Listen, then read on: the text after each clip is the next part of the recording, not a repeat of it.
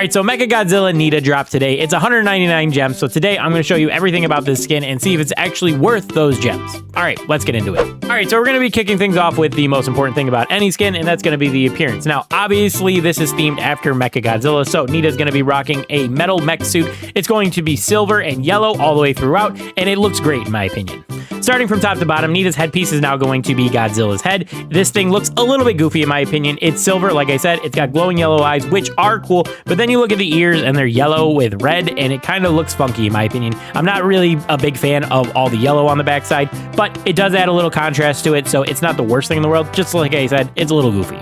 Alright, next up, Nita's mecha suit is silver with dark gray on the sleeves and legs. I think it adds a lot of contrast to it, and I think it really makes the suit pop a little bit more. And to add more contrast to the skin, there's going to be yellow on her chest, wrist, and ankles. Again, I really like contrast, and these colors complement each other really well, so I really like the way this looks overall for the suit. And then my absolute favorite thing about the entire suit is going to be the little tail on the back. I don't know why, but I really like this thing. It's really short, it's really stubby, but it does have Godzilla spikes on the back. Overall, I think it adds a lot to the suit. It reminds you that Nita is a kid and she's just wearing a suit for fun. And the last thing to point out here, obviously Bruce is going to be Mechagodzilla. I can't really show him off too much because you can't really spin it, but he's Godzilla, he's big, he's silver, he's got the yellow and red trim, just like Nita. He just looks like Nita, but bigger. Overall, I really like the way this skin looks, despite the helmet looking a little bit goofy. The concept is obviously amazing. Mechagodzilla is probably one of the coolest things in the whole Godzilla universe. The color palette looks really nice. That bright silver pops a lot, and then it's contrasted by the yellow and red and the dark silver.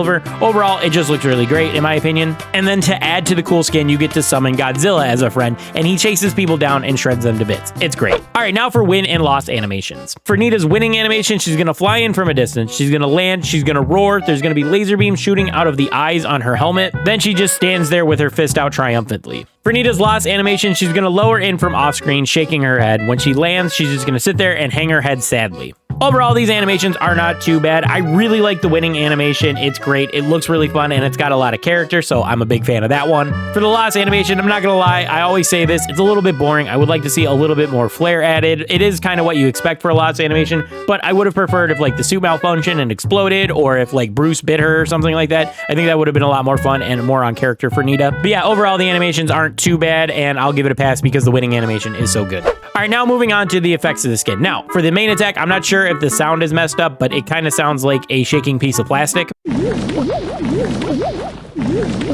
Not sure if that's right or if it's supposed to be like that, but that's what it sounds like. All right, moving on to the way the attacks actually look. For Nita's main attack, she's going to shoot out a metal spiked wheel that explodes at the end of her range. The tire leaves tread marks behind it as it rolls down the map, and then at the end of her range, it explodes in half. Now, Nita does have kind of one of those basic attacks that could just be phoned in, but I do like the little details like the tread marks and the tire exploding, so I do really like the way this actually works, considering how basic Nita's attacks can be.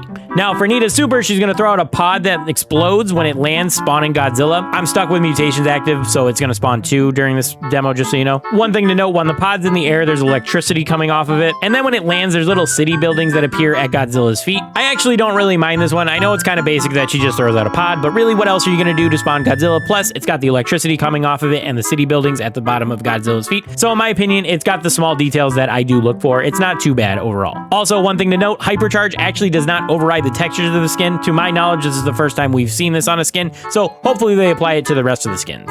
The effects overall are pretty solid in my opinion, considering that you're working with Nita and she's got some pretty basic stuff to her kit. Her attack is just a shockwave, so they made it into a tire. I kind of like that, I'm not gonna lie. And like I said, there's tread marks and it explodes at the end, so those are nice details. And then all she does is spawn Bruce for her super, so it's like, how do you get Bruce onto the map in an exciting way?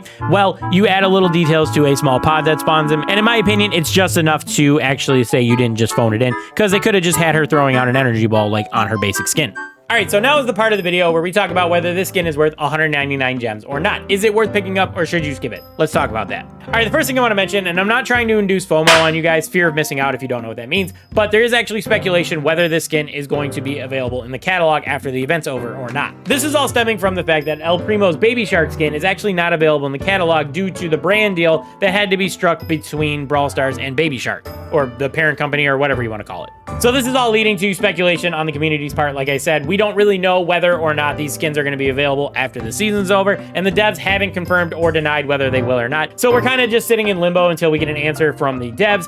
When we do find out, if I see it on Twitter, I will pin a comment on this video about whether you should be able to get it in the catalog or not. So if you're a collector of skins like my friend Blizz or whatever, I would recommend getting this skin now. That way you don't miss out on it and you can complete your collection. But if you're free to play and you have the 199 gems and you like the skin but you're not sure, then you're going to fall into the category of whether you're debating it or not. So let's talk about that. All right, so spark notes of everything I said going through this video. I really like the design of the skin. Like I said, it's a very cool concept, and the way they applied it into Brawl Stars, it looks great in my opinion. I really like the colors. The bright silver looks great, and then it's contrasted with the yellow and the dark silver or dark gray, and overall it just looks really good. Plus you get to summon a Mechagodzilla to tear up your enemies, which is always fun to watch. So overall the appearance of the skin looks great in my opinion. And moving on to animations, I think the animations for the skin they're pretty good. They're okay. I really like the winning animation. Like I said, I think it's got a lot of character. It's a lot of fun to watch, so I do enjoy that. But the losing animation does leave a little bit desired. Like I said before, I think they should do more with losing animations than just like the character looking sad, because that is a little bit boring. I do like something like, say the suit malfunctioned and it exploded in Nita's face